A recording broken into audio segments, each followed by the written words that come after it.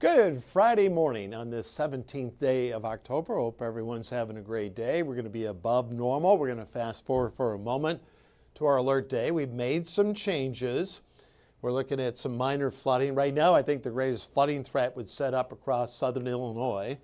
And we have a damaging winds and we have a tornado threat. Less concerned about large hail at this time frame. There's a look at our alert day for Saturday.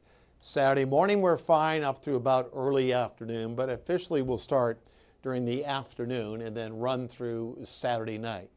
So there's a look at the alert day, the changes. We talked about this yesterday on the 8:30 stream. There's a case to be made, and I still think there's a case to be made for the entire viewing area tomorrow to be put in a scattered severe thunderstorm threat. I want to emphasize the storm of the day, if they get cooking, could fire up anywhere across the viewing area. So I've had some questions on this. We've had a scattered and isolated severe weather threat, and the storm of the day might be up in Washington, Indiana, or Lagodi. So it doesn't really break down the severity overall. We're pretty much all in this one together, but it's the sheer volume of storms. I think worst case, we can get a squall line going tomorrow during the afternoon and evening. And the Storm Prediction Center, they've moved us back into that slight risk during that time frame. We've talked about this. This is our biggest cold front, the powerhouse front so far of the autumn season. So we do have a tornado threat. So not the highest threat we've ever had, but it does include all of our cities and towns Saturday afternoon into Saturday night. We're not risk for hail. We could see some Peter marble size hail. I looked at the winds aloft tomorrow, and the cold air aloft. It's not what you would see sometimes during this time of the year. So we're not looking at a large hail core, but that could change. And that damaging wind threat's been upgraded from Evansville, areas in orange across western Kentucky, and then into southern Illinois during that time frame. Here's just a wide view of the tornado threat.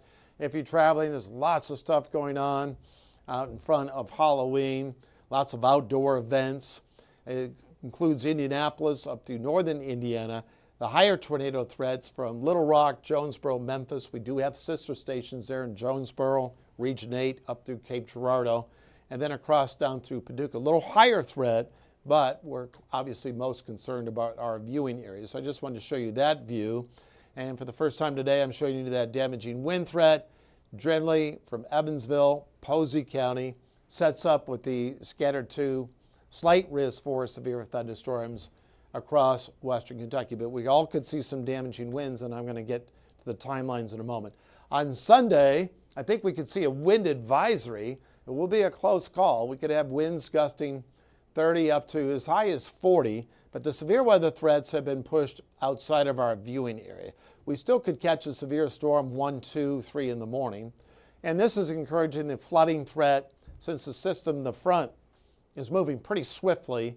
The greatest threat, flash flooding possible generally out to our west, does include Fairfield, Wayne City, up through McLeansboro and those areas, kind of along Highway 45, Highway 15, and Highway 14. So that's the latest there. On Doppler radar, there's nothing going on. If you're heading out to football games tonight at kickoff, about 70 degrees, mid-60s in the second half. No storms organizing right now. And we'll run down our temps. I'm going to take this full for a second. Good morning. Thanks for tuning in here. Bright and early. We'll have Casey and Mitch along in a moment. Tammy, good morning to you. Jeff, good morning out there in Sava. Jeremy, appreciate you tuning in along with Tyler and Norma. So temperatures generally are in the 50s at this hour. And let's take a look at the cloud guidance. I always love these cloud charts. A lot of cirrus clouds up there today, and they'll be way up there, about 20 to 30,000 feet. So they will lower a bit as we go through the day. And you might catch a sprinkle as we go through this evening, but otherwise we'll be in pretty good shape. I'm just going to graph the next 12 hours. This will match up what we have at our 14 First Alert weather app. Look, if you have some work to get done, they're going to cut the grass. I talked to someone earlier, they're going to cut the grass today. That's a good choice, or perhaps Saturday morning. Now we have a southeasterly wind. This takes us through the morning. We'll go into the afternoon. No major issues today. Now yesterday I showed you some of the longer range modeling, but I'm going to concentrate with our short-term models. This takes us up until Friday. And Saturday we're fine. This takes us up till 9. So if you're working tomorrow, whatever you're doing outdoors, got some 5Ks, some events going on, you're good to go. This takes us to lunch hour. winds are going to be tilting out of the southwest, and then winds will be increasing. Even before we get thunderstorms firing, we could have winds at 20 to 30 on Saturday afternoon. This takes us to 3, 4 o'clock. We've talked about when you have all this warm air out in front, storms could be delayed just a bit. So this timeline is showing a little later solution than I was showing you yesterday, but generally covers the afternoon hours. This takes us to 4 o'clock. This is delayed a bit from what I was showing here when we came on bright and early at 4:30. This is at 5 p.m. tomorrow. There's a lot of outdoor events tomorrow. So you get storms lined up and out in advance, especially with temps near record highs tomorrow. We could see a severe thunderstorm watch, perhaps a tornado watch, meaning ingredients are favorable for severe weather. I think we'll have some type of watch tomorrow. If this continues to verify, then that bullseye time, 6, 7 o'clock, I'm virtually stopping this on every half hour because folks are so busy. I talked with a gentleman that was visiting from Cottonwood, Arizona. So be prepared for some storms on Saturday. I don't have a lot of storms out in Arizona, although they've had some this week. This takes us through Saturday night, and then on Sunday we're left over with windy conditions, especially winds will be tilting out of the northwest during the afternoon. So that's the first in-house model. And now I'm going to use the rapid refresh model. This is a short range model, which I haven't shown this week until now. I did show it on 14 News Sunrise. This takes us into Saturday afternoon. This is a later solution where most of the storms would come in after nightfall. Hopefully the atmosphere would be in a weakening position at that time frame. This is at 5, 6 o'clock where you're showing more heavier bands of showers. Within that scattered severe storms, it's not showing a whole lot, just rain, a few severe thunderstorms potentially from the rapid refresh model. So this would be a very positive as far as not showing a lot of severe weather potential. However, some heavier bands of showers come in late and then into the pre-dawn hours, a few thunderstorms. But a little later solution as that cycles on through for your Sunday.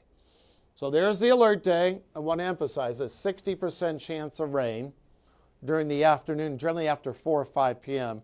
And then virtually on Saturday night up to a 100% chance of showers and storms. I kind of display it this way because if I put up 90 to 100 or pops there, probability of precipitation, you'll think Saturday's a washout. But you guys, and then follow our 14 First Alert weather app. Ours is going to be coming in and we're going to be looking at all the information and updating that. As we take it full, there we go. 63 Sunday, now it's going to be windy on Sunday. 72 on Monday and then a 68 on Tuesday. All right, Tyler, the Bears are 3-2. Yes, Robinson Miles and I are big Bear fans. We're very excited. Anytime the Bears are over 500, that's a good thing. Connie, good morning to you. Troy, appreciate you guys tuning in. Appreciate all of you. Thanks for being on our stream. Casey's in the house, giving us a thumbs up. Appreciate it. Is Mitch in here? Or Mitch is probably out covering a news story. All right. Asked and answered. All right, Casey will be along in a moment. Everyone have a super weekend.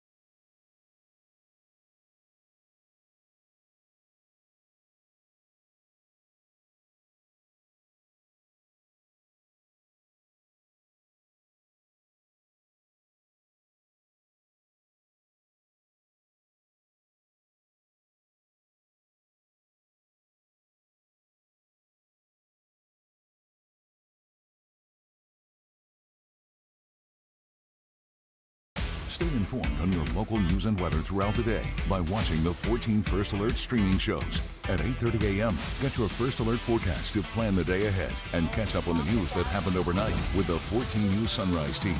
In the afternoon, get the latest headlines, forecasts, and a preview of the stories we're working on with the 14 First Alert streaming show at 2:30. And get an in-depth look at the 14 First Alert forecast so you're ready for the next big thing with the 14 First Alert weather show at 9 p.m. Watch the 14 First Alert streaming show that fits your schedule and works best for you. Streaming on your phone by downloading the 14 News app and the 14 First Alert weather app. On your smart TV by using the 14 News streaming app. And stream anytime on Facebook, YouTube, or on 14news.com. Stay connected and stay informed by watching the 14 First Alert streaming shows on your favorite streaming devices. All right. Hello, everybody. It is Friday, October 17th. I'm Casey Mason, my co-anchor Mitch Carter on assignment right now. So I'm going to walk you through some of today's headlines. Hope everybody is having a great week out there. Of course, you know the drill. We're hanging out with you here on our streaming show where Byron, of course, is going to recap the latest in our news, our weather headlines. Of course, I'm going to bring you our news headlines now. Kind of keeping things light today. I want to talk about a couple of just fall-friendly events that you guys may want to know about as we start to get into the Halloween spirit here. Just a couple of local tri-state events we want to get to today, okay? Starting with, we're going to talk a little bit about the Ghost Walk. If you are looking to get into the Halloween spirit here this weekend, you are indeed in luck because this is going to be a great event we wanted to share with you here. Go ahead and take this video. If you're looking, like I said, to get into that Halloween spirit, there are plenty of spooky events really all across the tri-state happening, but if you're looking for some, family-friendly fun here, the Halloween Illuminations is something that we definitely wanted to tell you about here. It's going to be returning to historic Newburgh. Now, this self-guided Halloween experience is going to take you through illuminated woods with plenty of Halloween inflatables, some cool video to take a look. I believe this was probably last year's event. Lots of decorations there. Organizers say that this year's event is actually featuring many new displays that maybe weren't there last time. So you definitely want to go back if you want to head out again to it this year. There's going to be a ghost town and even an Evansville Otters skeleton baseball team on display. Pretty cool. All of this is going to kick off tonight at 5:30, and tickets are going to be just $5 a person, again, if you want to head out to that. Meanwhile, another event we want to let you know about here, you guys know this one, it's Boo at the Zoo. That's right, and it's a not-so-scary event over at the Mesker Park Zoo. Very family-friendly here. So Boo at the Zoo is going to return this weekend, going to offer up some fall fun for all of our families across the tri-state. Organizers say that you can expect some spooky decorations at this one. Of course, there's going to be trick-or-treating, of course, and even some close-up animal encounters with some of the zoo's most fascinating critters. I know lots of folks that have attended this said this is such a fantastic event. It's going to be happening today and tomorrow, and then again next weekend. Just an important note here, you must buy your tickets for this one ahead of time and online. So again, Boo at the Zoo, if you want to head out to that, you're going to want to get your tickets ahead of this event and do so online if you'd like to check it out. All right, got another event we want to let you know about here happening in the Tri-State. This one, some familiar faces are going to be at. We'll pull up this video here for you. So this one's going to be, as the fun continues, over at the Evansville Wartime Museum. So let's see here, pull that up for you. This is called their We Can Boo It event, and it's happening now through October 31st. All right, so organizers say that there will be plenty of treats and activities at this event as well, even a skeleton scavenger hunt. Also, each weekend leading up to Halloween, there will be a Halloween story time that's going to feature some local guests. And hey, speaking of those local guests here, some familiar faces, there they are. That's our very own Robinson Miles, set to read a spooky story this Sunday at 2:30. Again, Robinson Miles this Sunday will be reading at 2:30, and then you can stop by to see Jeff Lyons the following Sunday at 12:30, where he's going to read a spooky story as well. Of course, neither of those guys are spooky in spirit. They are both delightful. If you'd like to head out, meet both of those familiar familiar 14 faces, and of course, attend this great event. If you are interested in any of these events that I've just recapped for you here happening across the tri-state this weekend, we do have a link with more information over on our website at 14news.com. All right, again, co-anchor Mitch Carter had to step out on assignment here for us this morning, but you guys know the drill. We stream live here every day at 8:30. Of course, we'll have our other streaming show taking place for you guys today at 2:30 as well. I know a lot of folks tuning in to know what the weather situation is going to be like this weekend. We've definitely seen that timeline change, but again, we are looking at being on alert. Of course, I'll let the experts cover that, our meteorologists here at 14 News. So just be sure to stay up to date on things. It's going to be a pretty wet one Saturday, starting later in the afternoon, as Byron was kind of walking us through those timelines. So we are going to be on alert Saturday. But of course, meteorologist Arden Gregory will be joining this stream at 2:30 today to kind of recap and update us on that information. But just a reminder here, you guys can always download that 14 News app just to stay up to date, our weather app as well, on all of our headlines. And of course, as we head into the weekend, so you know what it's going to be like when you want to get outside here this weekend. We talked about a lot of great events, but of course, we want to know what it's going to be like before we head outside for those events as well. Of course, we've got 14 News at 11 and 14 First Alert coming up here at noon, of course, followed by our regular lineup of evening shows as well. But for now, that'll do it. It's 8:46 here this morning. We hope everyone has had a great week. Thank you guys so much for joining us here on our streaming show. We are glad to have you. Everybody have a wonderful rest of your day. That'll do it for me now, and I will see you guys right back here, same time, same place next week. Have a good weekend. We'll see you then.